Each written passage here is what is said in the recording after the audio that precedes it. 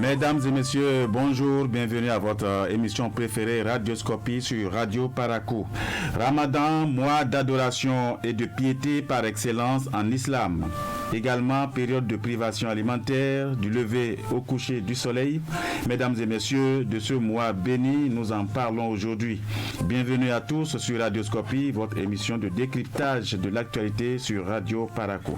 Ramadan 2020, du calendrier grégorien ou Ramadan 1441 après l'Hégire, vient dans un contexte particulier, la pandémie du Covid-19 et ses corollaires.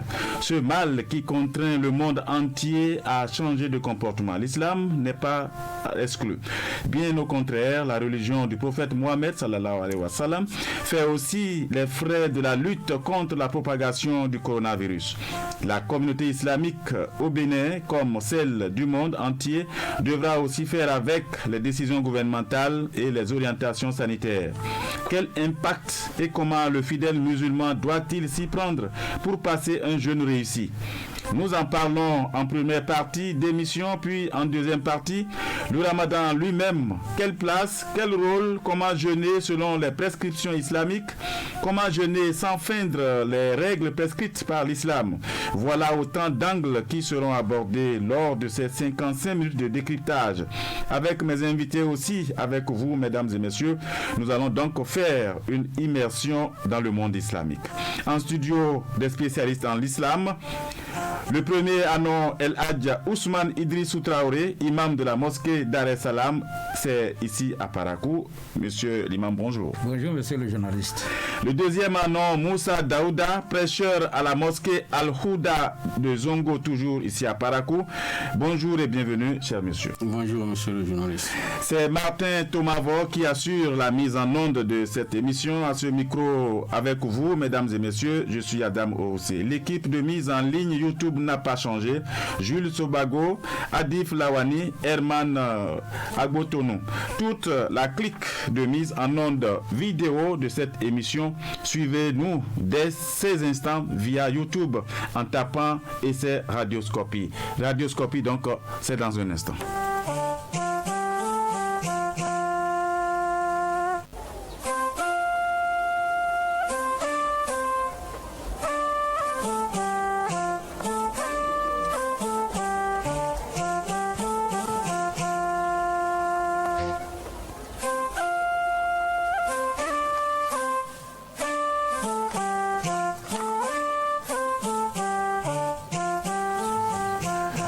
Ramadan partant de Covid-19, Imam El Hadj Ousmane Idrissou, d'entrée nous parlons de Ramadan. C'est quoi le Ramadan?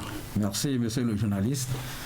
Le mot Ramadan, c'est le nom d'un mois parmi les 12 mois de l'année hégirienne ou bien de l'année lunaire. Donc il parle de l'année lunaire, c'est le calendrier musulman, puisque ce calendrier aussi est composé de 12 mois. Et le Ramadan, en arabe, ça veut dire la chaleur. Et c'est de là que prend ce nom-là, puisque le jeûne en question, lorsque vous jeûnez comme cela se doit, et que votre jeûne est exaucé, donc vous vous trouvez pardonné de tous vos péchés. Et ces péchés-là sont écrasés, donc comme le feu écrase tout en son passage.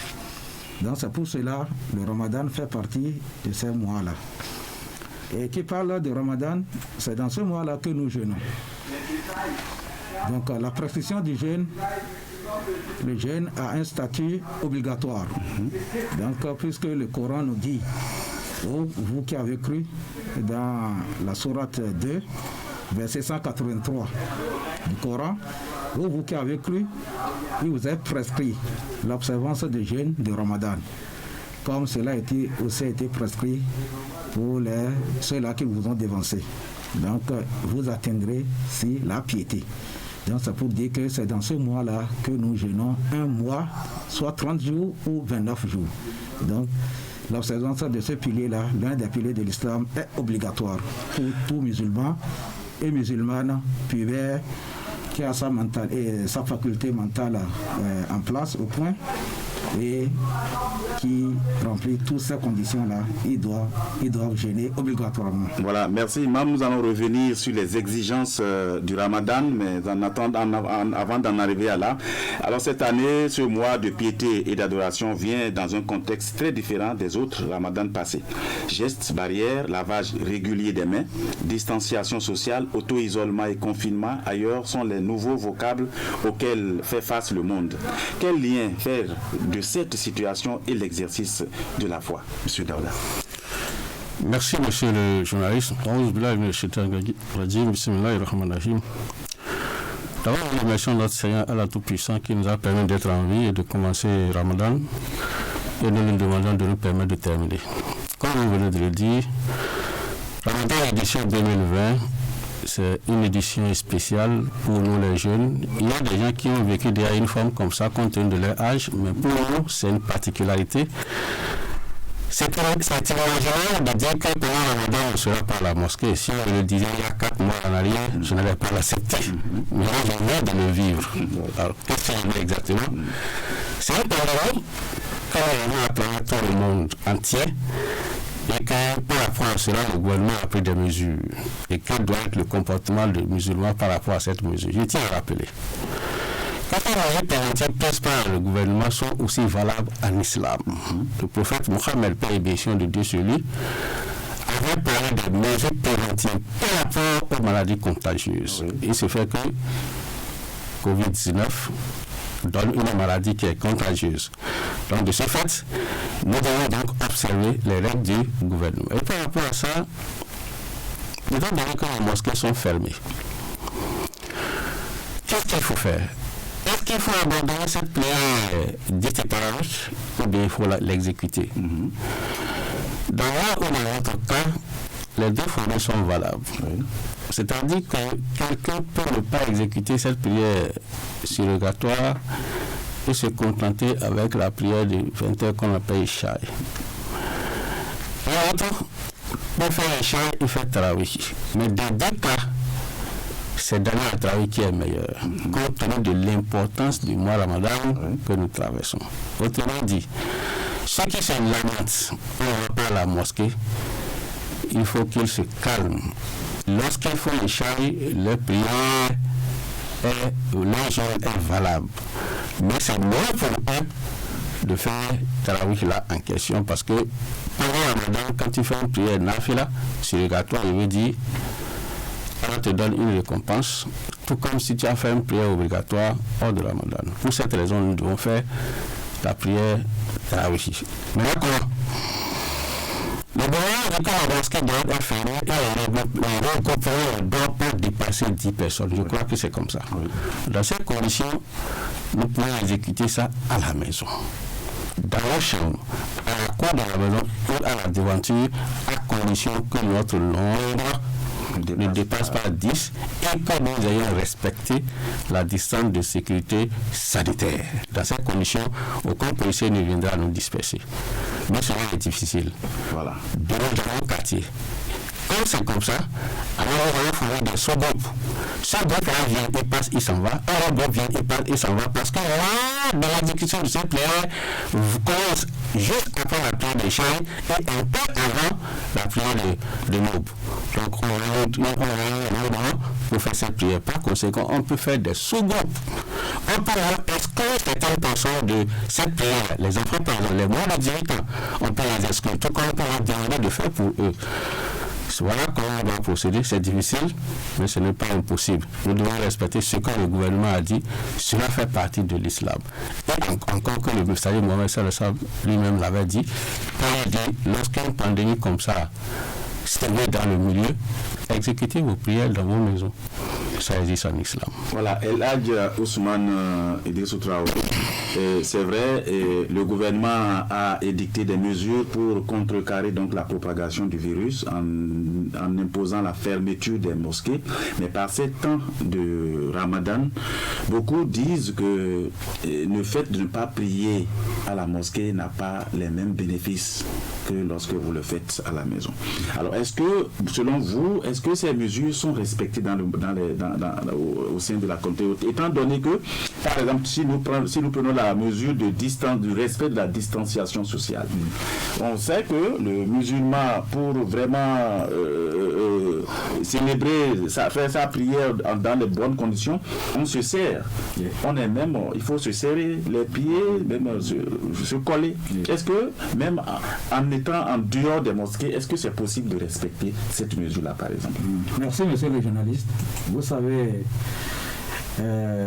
étant donné que l'islam est une religion de globalité et universelle, et une religion aussi qui aussi sied à tout temps, et cela veut dire que tout ce qui va arriver ne sera pas quelque chose de nouveau. Lorsque on vous oblige à faire quelque chose et qu'il y a une contrainte qui vous interdit cela, donc, Dieu vous pardonne. Dieu vous pardonne. Et en ce qui concerne même le cas des prières, en islam, tout endroit est valable pour nos prières. Que ça soit construit ou pas, donc ça représente pour vous les mosquées. Lorsque vous êtes en voyage, par exemple, là où l'heure de la prière arrive et que vous vous arrêtez, automatiquement l'endroit là se convertit en mosquée pour vous. Donc cela fait partie des caractéristiques et de ce que Dieu aussi a donné au prophète Mohammed sallallahu alayhi wa sallam. Il dit: Dieu m'a donné 5 choses qui n'avaient pas donné ça aux prophètes et envoyés de Dieu qui m'ont précédé.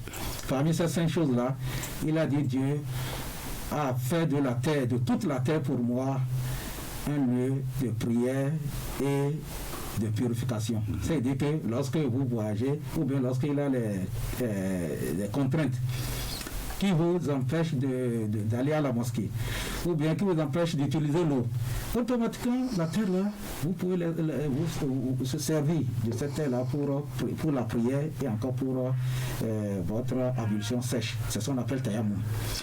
Et nous appelons les chefs fidèles. Qu'est-ce qui est arrivé là? Si tu n'es pas en bonne santé, si tu n'es pas bien portant là, et tu peux adorer Dieu. Alors que l'islam est là aussi pour préserver 5 choses. Parmi ces 5 choses-là, il y a la vie. On dit que la vie est sacrée. Et l'islam se met en premier lieu pour préserver cette vie-là. Donc c'est pour cela, tout ce qu'on nous demande, même si on nous demandait de prier seul là, donc ça devient une contrainte, donc on doit l'observer pour se préserver de cette pandémie-là. À moins on ne nous a pas refusé de prier, mais ils nous ont dit de prendre ces mesures sanitaires pour nous préserver de cette maladie-là. Donc ça ne pose aucun problème. Voilà. Alors, M. Daouda, vous qui êtes prêcheur dans l'une des plus grandes mosquées de Parakou, est-ce que vous avez comme l'impression que ces mesures-là sont respectées par les fidèles musulmans en cette période de pandémie? Merci. Avant de répondre à votre question, permettez-moi d'augmenter un élément important dans ce que l'imam vient de dire par rapport à ceux qui estiment que les prières qu'ils exécutent à la maison ne sont pas valables comme anciennement. Il fait référence à un hadith du messager Mohammed, paix et bénédiction de Dieu, celui qui dit: nul n'est de péché lorsqu'il exécute une chose dans l'oubli, dans l'ignorance et dans la contrainte. Donc c'est ce hadith par rapport à ça que l'imam a dit, la contrainte. Et un hadith qui dit: lorsque tu fais quelque chose dans l'ignorance, dans l'oubli et dans la contrainte, tu n'as aucun péché. Autrement dit, les prières que les gens exécutent à la maison, si elles sont bien exécutées, que ce soit en corrélation ou seul, elles sont valables comme si c'était en temps ordinaire par rapport à ce hadith. Maintenant, si nous revenons à la question que vous avez posée, ça c'est la désolation totale même. Ça, il faut le dire. C'est vrai, les mosquées sont fermées. Pour la plupart des mosquées, les grandes mosquées sont fermées, c'est vrai. Mais la façon dont les gens exécutent les prières dans les maisons, ça laisse à désirer. Voilà. C'est cette façon-là qui va faire que nous n'aurons pas la récompense qu'il faut, mais ce n'est pas le fait qu'on exécute ces prières à la maison. Voilà. Pourquoi? Quelle est cette façon? L'heure n'est pas respectée, monsieur le journaliste. Okay. C'est-à-dire que très peu de personnes respectent les heures réelles des prières. Donc, nous prions quand nous voulons. L'heure requise, c'est quelle heure, par exemple? Pardon? L'heure requise. Quelle est l'heure? Si nous prenons la prière de midi, celle qu'on appelle la prière de midi, elle commence à partir aujourd'hui, par rapport à ce temps que nous traversons aujourd'hui, elle commence de 12h48 pour finir 15h50 par hasard, si j'ai bonne mémoire. Mais vous allez voir, les gens vont attendre jusqu'à 15h pour exécuter cette prière de midi. Les gens vont attendre jusqu'à 17h pour exécuter la prière de l'après-midi. C'est ça qui pose problème. Alors que, en attendant ça, en fait, c'est là commence le péché. Enfin, oui, le mot solide. C'est là commence le péché. Mais si éventuellement on est occupé, après une raison valable, il n'y a pas de problème. Pour la plupart, c'est pas ça. Des informations nous sont même parvenues. Selon lesquelles, dans nos villages, les gens ont même délaissé les prières. Non. Des informations me sont parvenues comme ça. Ils ne vont pas du tout. Ils ne prient pas du tout. Donc ça, c'est un effet néfaste de ces mesures-là. Donc il va falloir que, si tu étais vérifié, que nous organisons autrement pour amener un peu les gens à la raison. Parce que par rapport à cette pandémie, les gens sont en train de condamner le gouvernement, ce qui ne devrait pas être le cas. Le gouvernement n'en est pour rien. Ça, je tiens à le préciser. Je le dis toujours. Si un homme du gouvernement est atteint, les soins dont il va bénéficier, nous ne va pas les bénéficier. Donc, ce qu'ils sont en train de faire, c'est à cause de nous-mêmes. Que ce soit clair. Et comme le monde l'a dit, tant qu'on n'a pas la santé, on ne peut pas exécuter correctement la prière, on ne peut pas adorer correctement notre Seigneur. Par conséquent, il faut que nous respectons ça. Et je vais donner un exemple pour finir par rapport à votre question. Le lavage des mains n'est pas respecté, par exemple. Parce que vous avez demandé, est-ce que nous observons ça? Voilà. Le lavage des mains n'est pas respecté. Et pour cause, ils se disent que nous faisons ablution 5 fois par jour. Par conséquent, les mains sont propres et ça suffit. Là, c'est une erreur grave parce que je vais m'appuyer sur un raisonnement purement scientifique. Le COVID-19 qui est un virus vit dans n'importe quel milieu sauf un milieu basique, c'est-à-dire un milieu dont le pH est supérieur à 7. Alors, ce fait que c'est un monde neutre, le pH, c'est-à-dire le potentiel hydrique est égal à 7. Donc, quelle que soit la propriété de ta main, le COVID va vivre dans ta main si ce n'est qu'à cause de tes ablutions. Mais en utilisant le savon est un milieu basique. Son pH, son potentiel hydrique dépasse 7. Donc, il va mourir. Donc, ce n'est pas parce que tu fais ablution que le COVID ne va pas vivre dans tes mains. On ne fait pas ablution avec le savon. Donc, on fait ablution avec l'eau simple qui est un milieu neutre dont le COVID va vivre dans ta main, quelle que soit la propriété de ta main. Mais lorsque tu utilises le savon, eh bien, le milieu étant basique, le COVID va mourir. Donc, je dis alors à nos frères et sœurs, nos parents, d'utiliser le savon pour pouvoir faire disparaître le COVID. Merci. Alors, Imam Traoré, sur la même question, et quels sont les comportements qui peuvent altérer la prière qui se font en dehors des mosquées? Merci. Vous savez, pour le musulman, pour le fidèle qui comprend bien sa religion, dans toutes circonstances, il se voit en mesure d'accomplir la prière, sauf s'il ignore. Le fait que la plupart de nos fidèles, ils ne s'attachent pas à la prière si ce n'est qu'au temps de Ramadan. Vous savez, même si la mosquée était ouverte, le premier jour de Ramadan, là, même les habitués ne trouvent plus place.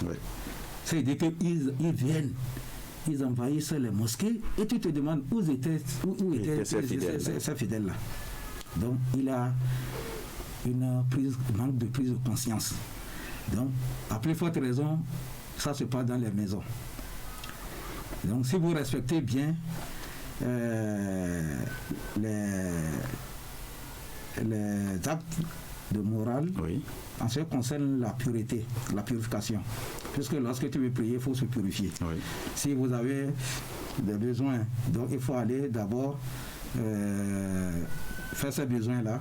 Je vais parler d'urine ou bien et vous lavez proprement avec de l'eau. Après, il faut utiliser le savon pour faire disparaître ces microbes, ou bien du sable, puisque c'est démontré aussi que le sable fait partie de cette chose-là. Lorsque vous utilisez, donc vous venez et vous faites bien votre ablution. Puisque si l'ablution n'est pas valable, donc les prières aussi ne se peuvent faire être aussi valables. Et après ça, maintenant, vous respectez tout ce qui est des actes obligatoires de la prière et vous priez. Et vous remplissez aussi les conditions. Les conditions, parmi tant d'autres, il y a l'observance des heures de la prière. Si tu pries avant l'heure, cette prière-là s'annule. Et c'est la plupart de ce que nous remarquons aujourd'hui. Lorsque les gens qui veulent faire Tarawih, à cause de Tarawih, ils bafouent la prière de Isha, qui est une prière obligatoire. Là, donc ils sont en train de faire cela, c'est comme s'ils n'ont rien fait devant Dieu. Parce que lorsque tu pries et que cette prière n'est pas valable, après l'observance de l'exécution de cette prière-là est prise et on te la jette sur ton visage, alors que toi tu ne sens rien. C'est ce que le prophète a dit, sallallahu alayhi wa sallam. Donc si vous respectez ce que on vient de dire, peu importe l'endroit, vous priez et votre prière est valable. Voilà, donc c'était là ce qui est des mesures barrières pour contrer la propagation du virus. Mais nous allons parler maintenant spécialement du Ramadan même. Quand on parle du Ramadan, on voit beaucoup d'interdits. Il ne faut pas faire ci, il ne faut pas faire ça. Finalement, beaucoup se perdent. Qu'est-ce qu'il faut faire quand on veut vraiment avoir un jeûne valable? Quand on veut avoir un jeûne qui soit valide? Qu'est-ce qu'il faut faire? Qu'est-ce qu'il ne faut pas faire? Merci, monsieur le journaliste. Vous avez dit que quand on parle de Ramadan, on voit beaucoup de contraintes. Ramadan n'a pas amené une contrainte supplémentaire. Si Ramadan a amené une contrainte supplémentaire, c'est d'être beaucoup plus sérieux, c'est d'être beaucoup plus concentré. En islam, les règles que tu observes, les moments ordinaires, les mois ordinaires, c'est ces mêmes règles-là que tu observes. Mais il se fait que hors de Ramadan, on ne respecte pas correctement ces règles. Et Ramadan nous oblige à être beaucoup plus sérieux, à être beaucoup plus concentrés. C'est pour dire que même hors de Ramadan, nous devons respecter rigoureusement ces règles islamiques. Mais ce n'est pas le cas, il faut le dire, c'est vrai. Mais pendant Ramadan, on devient beaucoup plus sérieux compte tenu de l'importance du mois et compte tenu des récompenses dont on attend de notre Seigneur Allah Tout-Puissant. Vous voyez ça un peu? Donc, c'est pour dire qu'en réalité, Ramadan n'a pas amené de loi particulière supplémentaire à la loi islamique. C'est nous-mêmes qui avons délaissé hors de Ramadan, mais avec Ramadan, on se prend beaucoup plus au sérieux. On est beaucoup plus ponctuel à la prière. C'est ce que l'imam a dit. L'effectif augmente. Oui. Pendant Ramadan. Après Ramadan, ça diminue. Donc c'est nous-mêmes. Même ceux qui étaient dedans tout le temps, pendant Ramadan, ils deviennent beaucoup plus sérieux. Voilà. Alors, imam, c'est vrai, beaucoup d'interdits, cela va de soi.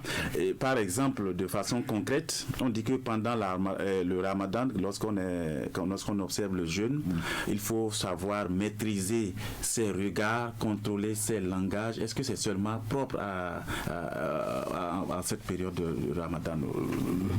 Le prêcheur Daouda l'a dit tout à l'heure. Merci. Oui. Il y a un imam, un célèbre imam au nom de Hassan al-Basri. Hassan, il est de Basora en Irak. Quand il parle, on dirait un prophète, alors qu'il n'est pas prophète. Il dit, si le jeûne était seulement l'abstinence au manger, aux boissons, aux relations sexuelles ou bien intimes, si c'était ça, ce serait même plus banal. Très très facile. Il dit, mais le jeûne va au-delà de...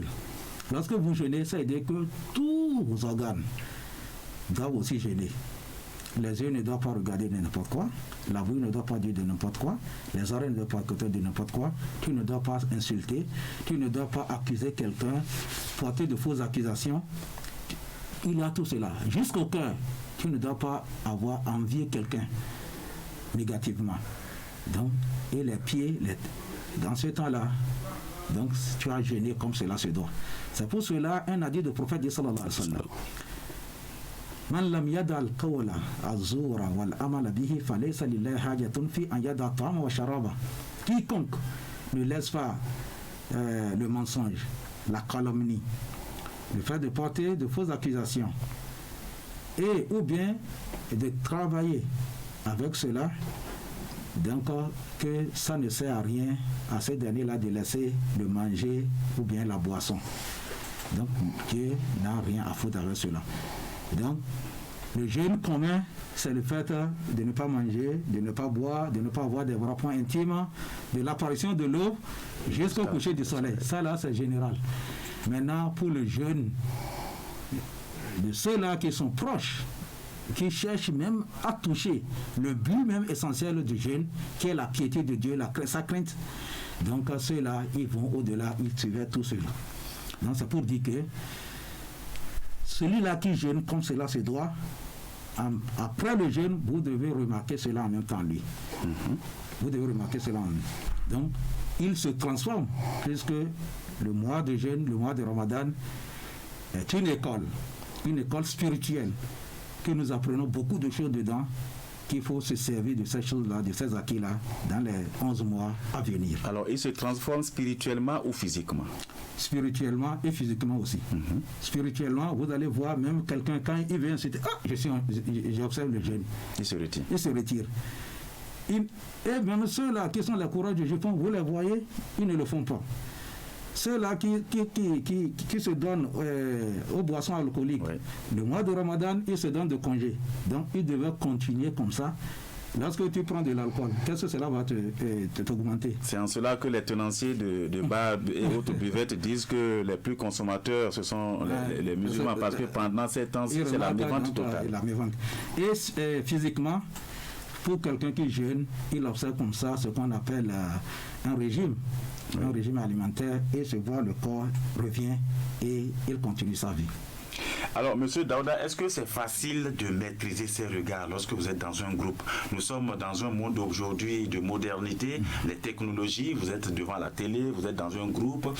Est-ce que c'est facile véritablement de maîtriser son regard, par exemple?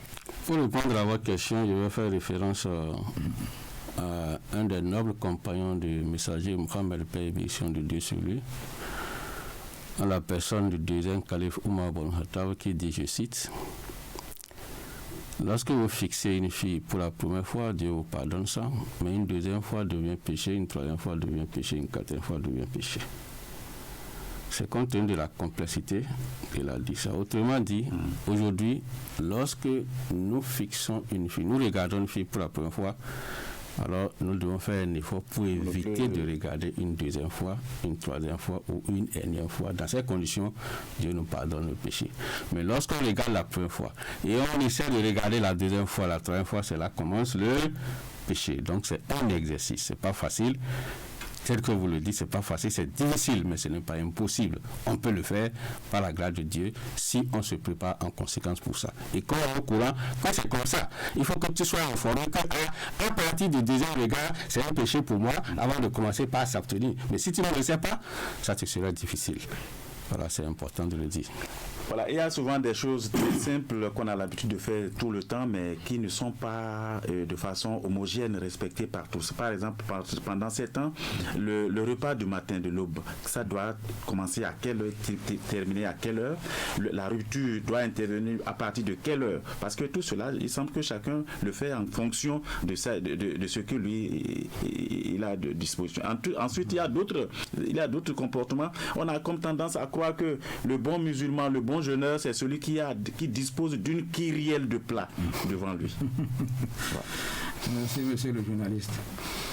Lorsque nous parlons de l'exercice du respect des heures de prière, c'est là que nous voulons en venir. Puisque le jeûne, ça s'attache au respect strict des heures. Allah nous dit dans le Saint-Coran, il dit وَقُولُوا وَاشْرَبُوا حَتَّى يَتَبَيَّنَ لَكُمُ الْخَيْطُ الْأَبْيَضُ مِنَ الْخَيْطِ الْأَسْوَدِ مِنَ الْفَجْرِ ثُمَّ أَتِمُّوا الصِّيَامَ إِلَى اللَّيْلِ. Il dit mangez et buvez jusqu'à ce que vous faites la différence entre le fil ou bien la ficelle blanche de ficelle noire. Donc là, c'est pour nous dire lorsque l'apparition de l'aube arrive, vous devez cesser de manger. Et aujourd'hui, ce n'est pas tout le monde qui peut comprendre cela. C'est pour cela qu'il y a ce qu'on appelle aujourd'hui avec la nouvelle technologie qui nous a apporté cela. Chaque localité a 16 heures. Voilà. Quand nous prenons Parakou, les 16 environs d'Ali Tchaouroula, on a même heure. C'est quelle heure par exemple? À Bougou, à Natitengu, à Porga, on n'a plus les mêmes heures. Parce qu'à Parakou maintenant, si nous prenons l'exemple d'aujourd'hui, normalement, c'est la fin de la prise du repas qu'on appelle le misak là, c'est 5h13 à 15 minutes. Okay. Maintenant, mais vous avez une marge de 10 minutes. C'est-à-dire que si vous voulez ne dépassez plus 5h23 à 24 minutes. Donc, jusqu'à la fin du Ramadan, ça viendra à 5h03 minutes. Donc c'est ça jusqu'à la fin. Maintenant pour ceux-là qui sont à Djougou, ils doivent faire plus 3 minutes. Parce que là, le soleil, ceux-là qui sont à Natingou doivent faire plus 5 minutes. Ceux-là qui sont au-delà, c'est comme ça. Par exemple, Niki est en avance sur Parakou de 2 minutes. Donc, pour faciliter tout cela, nous avons fait un travail au nom de l'Union islamique ici, à Parakou, ici de Babou, Parakou, et nous avons envoyé ça dans toutes les localités. 53 localités du Bénin pour que les gens connaissent, savent quand est-ce qu'il faut finir. Et là maintenant, la charge même, la responsabilité revient maintenant aux muezzins. Puisque les muezzins, c'est eux qui sont autorisés. Donc, ils sont chargés, responsabilisés pour annoncer l'arrivée de l'heure et le départ de l'heure, des heures de prière et de la prise de repas. Voilà. Donc, d'où si ils commettent des erreurs, donc ils auront péché parce que leur erreur sera fatale aussi à la communauté, ou bien ceux-là qui les suivent. Donc, si ce n'est pas que les choses ne sont pas bien organisées ici, dans les pays, là où il y a l'organisation, les muezzins appellent en même temps et finissent en même temps. Maintenant, chacun a ses marges pour commencer la prière, et ainsi de suite. Maintenant, pour la rupture, à Parakou ici, c'est à partir de 19h actuellement. Oui. Donc, tout cela, ça va nous aider. Parce que là, les moments où, quand il pleut, on ne voit plus le soleil. Et vous voyez, les gens vont croire que l'air est déjà là et en même temps, le soleil réapparaît. Là, maintenant, le jeûne de cette journée-là est annulé. Donc, nous appelons les gens vraiment à une prise de conscience et au respect strict des heures de la prise et de fin de repas. Monsieur Daouda, et par rapport à la multiplicité de repas, l'abondance de repas, la variété de repas, il semble que beaucoup pensent que quand on veut jeûner, c'est le fait de prendre beaucoup de repas, manger à satiété, c'est ça qui fait le bon jeûne. Je vais répondre à votre question en abordant 3 aspects. Le premier, il faut savoir que la nourriture à laquelle on était habitué peut nous servir à accomplir notre jeûne valablement. Deuxième aspect, il faut savoir que ce n'est pas une question de quantité, c'est une question de bénédiction. La bénédiction qui s'y trouve, c'est ça qui est important. C'est par rapport à cela qu'il faut se battre pour ne pas rater ça. Même si tu prends 2 bouchées et tu peux supporter, le jeûne commence, il n'y a pas de problème. Après, de moment, ce n'est pas une question de quantité. Au nom de quoi alors je vais avoir un plat de je ne sais quoi ici, un autre plat de ici, un autre plat de ça. Ça, c'est ce qu'on appelle du gaspillage en islam. Et l'islam n'aime pas le gaspillage. Mais si tant est que cette variété de plats permet d'avoir un repas équilibré, ça c'est autre chose. Ça dit que le premier plat riche en énergie, le deuxième plat en protéines et le troisième plat en vitamines, tant mieux. Ça c'est vrai. Il faut ça, mais si ce n'est pas le cas, c'est inutile en islam. Merci. Voilà. Avant donc de prendre les auditeurs, puisque maintenant nous ouvrons le standard, pour ceux qui veulent participer à l'émission, vous appelez le 96 21 50 40. 96 21 50 40. Alors concrètement, Imam Traoré, qu'est-ce qui peut annuler le jeûne, par exemple, chez Merci, monsieur le journaliste. Oui. Tout d'abord, nous avons ce qui annule le jeûne physiquement. Lorsqu'on vous interdit de manger, lorsque vous mangez, et c'est volontairement. Donc cela exclut l'oubli. Lorsque vous mangez volontairement, vous buvez le volontairement et vous tenez des rapports intimes avec votre femme ou bien votre mari volontairement dans la journée, donc le jeûne est annulé. Pour nos mamans, nos femmes, nos filles, lorsque elles sont en état de jeûne et que la menstruée arrive, donc cela annule le jeûne, ou bien l'écoulement du sang, de l'otite, de l'accouchement, cela annule le jeûne. Le jeûne peut s'annuler aussi en changeant son intention. Quelqu'un qui jeûne et en même temps se dit qu'il n'est plus en état de jeûner. Donc il se dit intérieurement. Donc, ça suffit pour annuler. Donc c'est pour dire que cela. Maintenant pour le manger, la boisson, là vous êtes obligé à rembourser le jeûne de la journée, de ce que vous avez raté. Voilà. Maintenant, pour celui-là qui a tenu de rapport intime, lui, il doit rembourser cela. Maintenant, il va faire l'expiation. En quoi faisant? Au temps d'esclavage, il libère un esclave ou bien une esclave. Ou bien... Nous allons prendre un auteur qui est déjà en ligne. Auteur en ligne, bonjour. Bonjour, monsieur journaliste. Oui, bonjour, monsieur. Oui, vous avez l'honneur. Oui, vous avez l'honneur à monsieur Chabi Fénou de Parakou. Oui, allez-y. Alors, bonjour, les imams au plateau.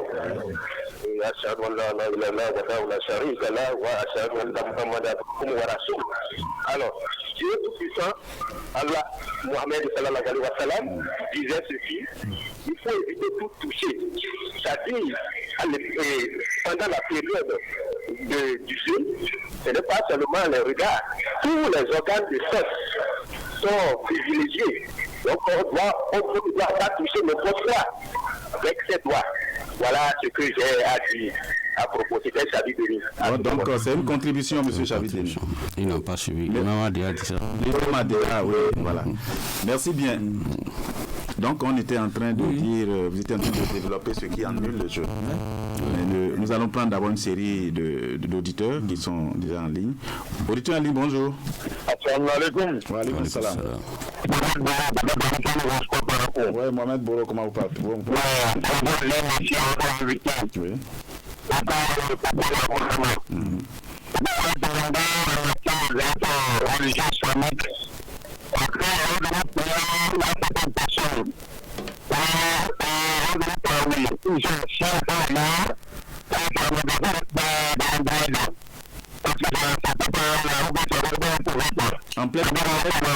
En pleine prière.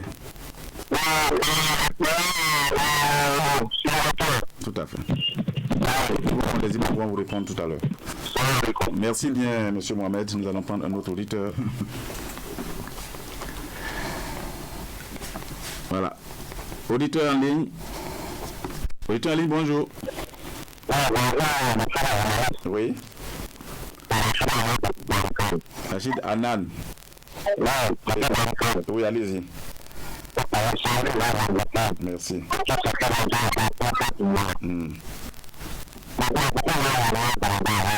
Oui.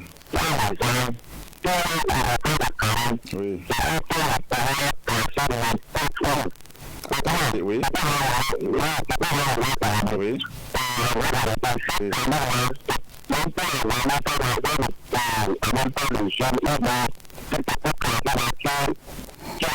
Ok.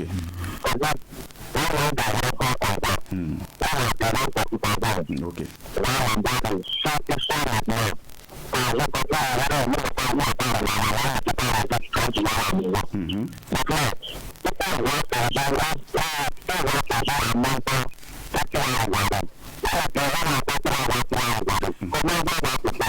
D'accord. Ok, merci, monsieur Anan. Nous allons prendre un quatrième auditeur avant de vous remettre la parole pour répondre aux préoccupations posées par nos auditeurs qui viennent d'appeler. Auditeur en ligne, pas encore d'auditeur. Alors, est-ce que déjà nous pouvons commencer par répondre à nos auditeurs? Oui. Le premier, c'est une contribution. Le second demande, par exemple, que lors des prières, qu'il y a certains qui manipulent les portables. Merci, monsieur le journaliste. Donc, nous tenons à remercier aussi ces auditeurs. Cela veut dire qu'ils nous suivent. Oui.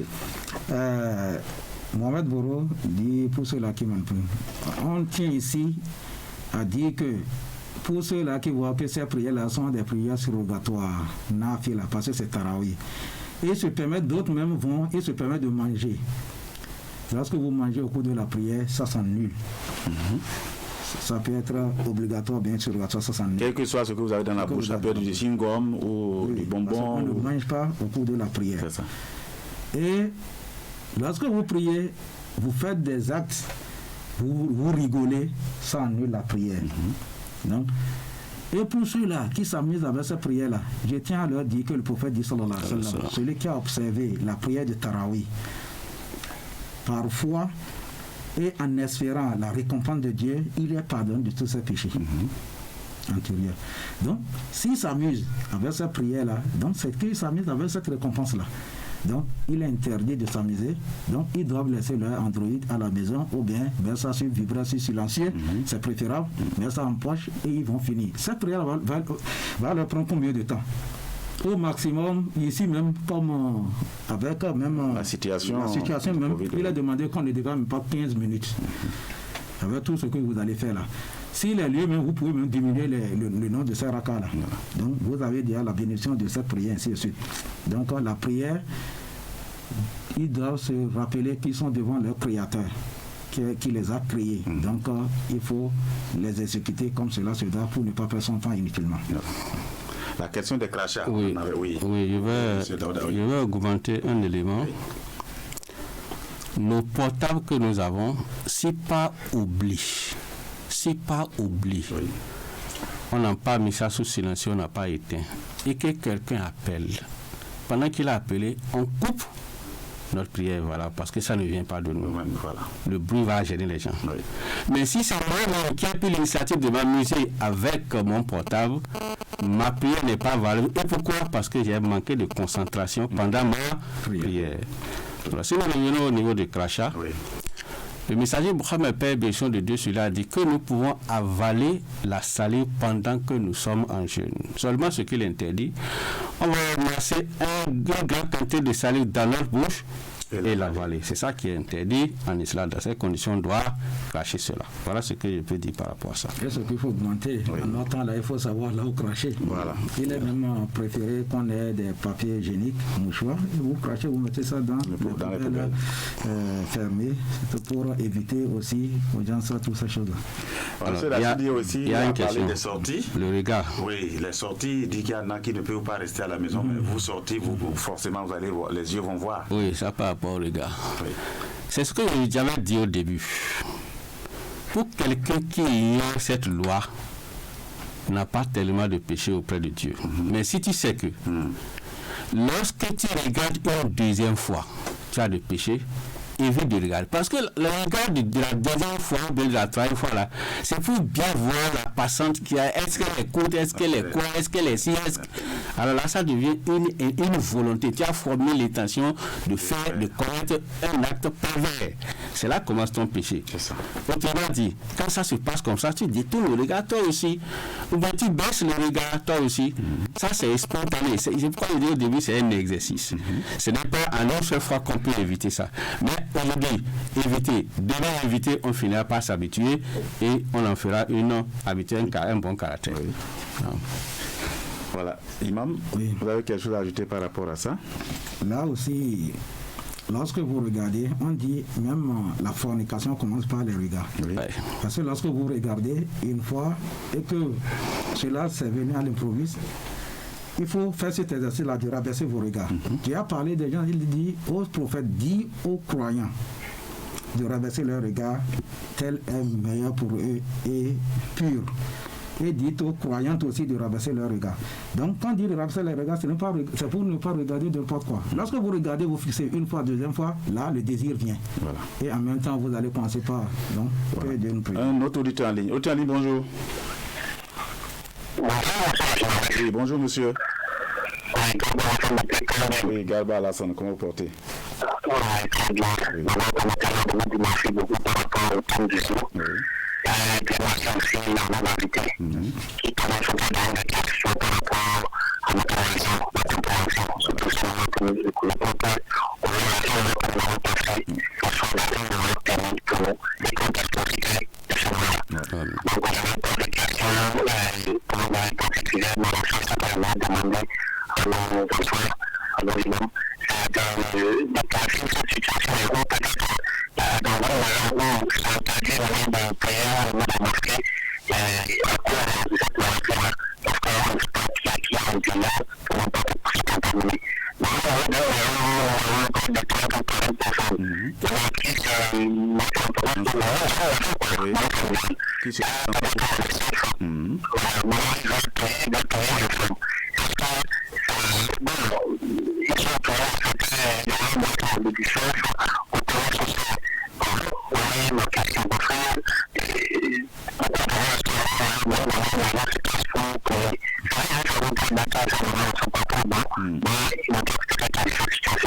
Merci beaucoup. Merci bien, M. Garba Alassane.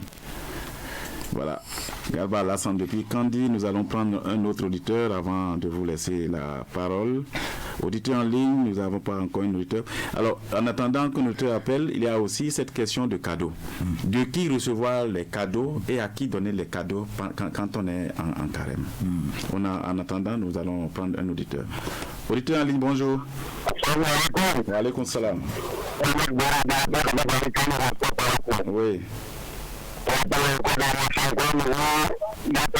Oui.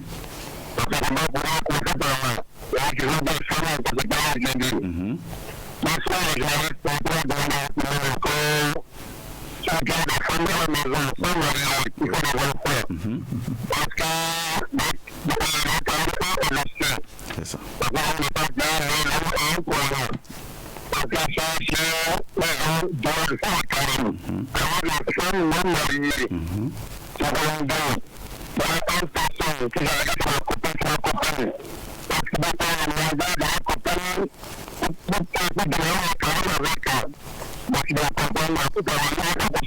Voilà. Merci beaucoup, M. Boro, Mohamed Boro. Voilà. Nous allons prendre un autre auditeur avant de vous donner la parole. Auditeur en ligne, bonjour. Wa alaykoum salam. Oui. Vous êtes à l'hôpital chinois, oui. Oui.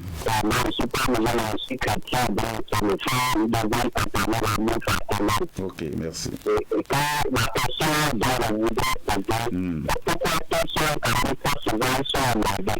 Ils sont énervés.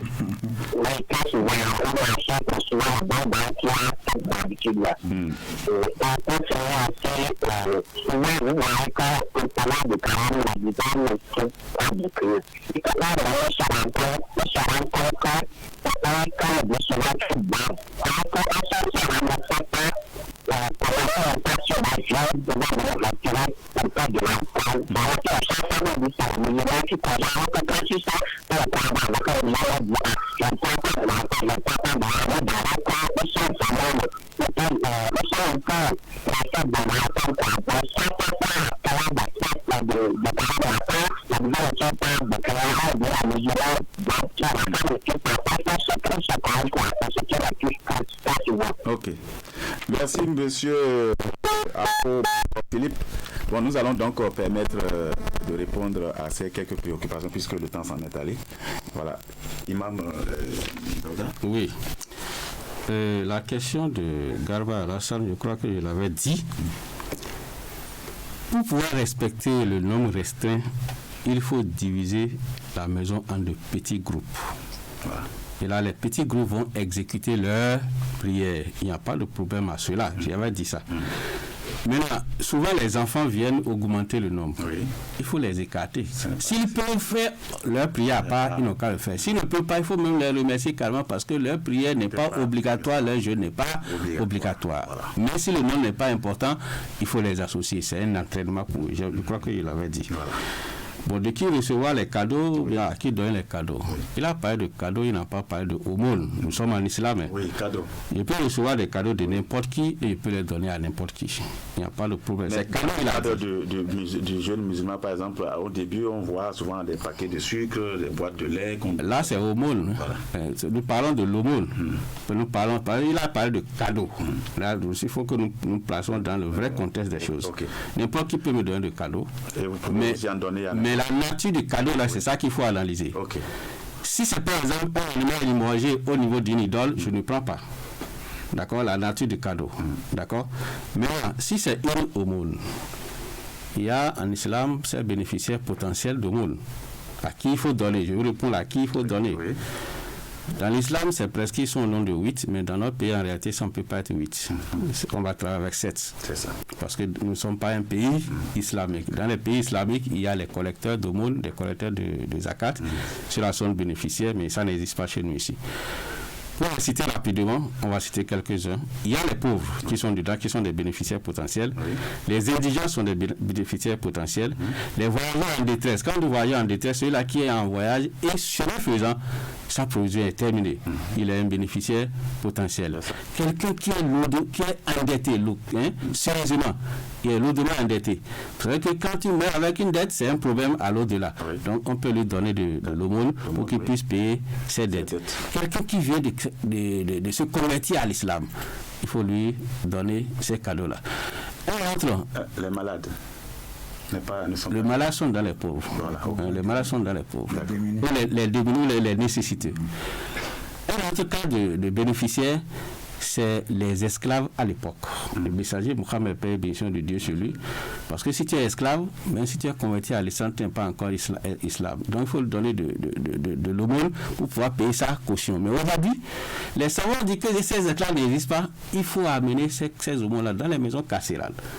En lieu et place. Il faut leur donner ça, il faut aller les détenus des maisons carcérales, reprendre valablement, n'est-ce pas, ces esclaves-là de nos jours. Et enfin, ceux qui sont à la recherche du savoir, ceux qui enseignent sont à la recherche du savoir. Lorsque j'ai de l'aumône à donner, à côté de vous ici, les étudiants, je peux leur amener ça, c'est des gens qui sont à la recherche du savoir. Ou bien j'amène ça dans une école coranique ou bien dans une école arabe. Donc, j'ai fait de l'aumône. Donc, alors, et ceux qui vivent en concubinage, un homme par exemple qui vit avec une femme avec laquelle il n'a pas célébré le mariage officiel. Il faut faire aussi la part des choses en ce qui concerne les cadeaux. Oui. Les cadeaux, on peut les recevoir de qui et peut-être musulman, bien non musulman. Okay. Là, on parle de cadeaux. Le musulman aussi peut faire cadeau à un musulman, bien à un non musulman. Maintenant, mais de la manière, si les gens sont en concubinage, cela n'existe même pas en étant, c'est interdit. Les cadeaux de ces venant de cette chose-là, c'est pour encore accentuer et encourager cet acte-là. Ça devient interdit. C'est de ça que l'autre Mohamed est en train de faire allusion. Oui. Puisque ici, vous êtes ensemble ici à l'ORTV ici, et que vos amis non musulmans vous font cadeau, vous pouvez gêner avec aucun problème. Okay. Ou bien une copine de classe, qu'il n'y a rien de concurrent entre vous. Il a vu que c'est au temps de Ramadan, et il t'a fait ce cadeau, il n'y a aucun problème là. Maintenant, s'il y a l'intention qu'ils sont en concurrence là, ça devient interdit, puisque ça fortifie l'acte qu'ils sont en train de faire qui est interdit. Maintenant, ici, nous observons beaucoup de choses. Normalement, c'est interdit d'avoir des rapports intimes ou bien de rester ensemble avec une femme que vous n'avez pas mariée. Et quand on parle du mariage, les gens se compliquent ça. Les gens se compliquent ça. Il faut, lorsque tu trouves quelqu'un ou bien quelqu'un que vous acceptez, il faut célébrer le mariage symboliquement. Mais la dot peut être connue. Si tu verses la totalité. Si tu n'en as pas, tu peux verser une partie. Si tu n'en as même, ça reste une dette. Que après maintenant, tu vas rembourser. Okay. Mais cela n'empêche le mariage d'être célébré. Okay. Maintenant, pour les réjouissances, vous avez le temps. Vous pouvez inviter les gens pour venir, pour venir à votre réjouissance, peu importe cela. Donc il faut faire la part des choses. Bon, quelqu'un a dit qu'il a l'impression que pendant le jeûne, les jeûneurs sont énervés, souvent et surtout au niveau des femmes. Ouais. Est-ce que c'est vrai? Non, ça ne s'explique pas. Vous savez, le jeûne même, ça nous apprend la maîtrise de soi. Le pardon et l'acceptation de l'autre et la maîtrise de soi. Donc l'endurance, ça nous apprend. Maintenant, si nous observons cela, il n'a pas de résistance d'exception. Donc, bien vrai que d'autres ne sont pas habitués. Vous savez, d'autres, ils attendent Ramadan à Ramadan avant de jeûner. Oui. Ils n'observent pas les jeûnes sur Ramadan, c'est ce qui va les habituer. Oui. Si on sous l'effet de la faim, de la soif là, ils sont emportés. Alors, votre mot de la faim en même temps. Il y a une dernière question. Oui. Il y a une dernière question. Oui. Le carême de ceux qui ne sont pas mariés. Oui. Oui. Je crois qu'on n'avait pas apporté ça. Et le carême de ceux qui ne sont pas mariés. Bon, rapidement, pour répondre à la question, je vais rappeler en quelques lignes, quelques mots, les conditions de validité du mariage et on va voir si en temps le carême est pris en compte. Du carême. Pour que ton carême soit valide, il faut être musulman, avoir l'âge de la puberté, avoir la capacité d'accomplir le carême, c'est-à-dire ne pas être trop frappé par la vieillesse. Et maintenant, dans l'acte, il faut que ça se fasse dans la conscience, en toute conscience, de façon libre et respecter le délai du carême. Maintenant, ces critères, le carême, comment on appelle, l'état de célibataire n'est pas dans ce critère-là. Autrement dit, c'est pour dire que lorsque tu n'es pas marié, ton carême est valable lorsque tu observes rigoureusement les règles prescrites en la matière. Vous avez la parole et que le temps s'en est allé, vous dites en même temps votre mot de la fin. Ah oui, merci. D'abord, je souhaite bon carême à tous les musulmans du monde entier. Oui. Et en particulier ceux de Parakou. Deuxièmement, c'est que nous devons respecter les règles, n'est-ce pas, de prévention de Covid-19, de la maladie. Voilà. Faisons un effort. Ce n'est pas parce que tu as foi en Allah qu'il ne faut pas respecter ce que dit le gouvernement ou bien ce que dit le messager Mohammed, paix et bénédiction de Dieu sur lui, pour pouvoir, n'est-ce pas, éviter le mal. Voilà. Même, voilà. Imam Idrissou Traoré, votre mot de la fin, très rapidement. Je tiens ici à vous remercier, le RTV et tous ceux-là qui nous ont écoutés. Je leur souhaite un bon début de carême et que Dieu nous montre aussi sa fin. Et je rappelle aux muezzins d'aider les gens à connaître les heures de prière, puisque le gouvernement ne nous a pas interdit cela. On dit, vous lancez l'appel et vous dites aux gens d'observer leur prière dans leur maison. Et je souhaite, je demande à Dieu de nous préserver de Covid-19, ceux-là qui sont atteints qu'Allah les guérisse. Nous qui sommes épargnés, qu'Allah nous épargne pour toujours. Merci. Voilà. Merci beaucoup. Voilà, amis auditeurs, ainsi s'achève donc cette émission. Merci à vous, El Hadj Ousmane Idrissou Traoré. Je rappelle que vous êtes imam de la mosquée Dar es Salam, ici à Parakou. Merci à Moussa Daouda, prêcheur à la mosquée Al-Houda de Zongo, toujours ici à Parakou. Merci également à vous, chers amis auditeurs, vous qui avez été intéressés par l'émission et qui avez appelé. Certainement, nous sommes conscients que l'heure ne nous permet souvent pas d'aller jusqu'au bout de nos idées. Merci quand même d'être avec nous. Merci également à Martin Tomavo qui a assuré la mise en onde de cette émission. La mise en onde de YouTube et Facebook, c'est Adif Lawani, Herman Abotonou et Jules Sobago à qui nous disons également merci.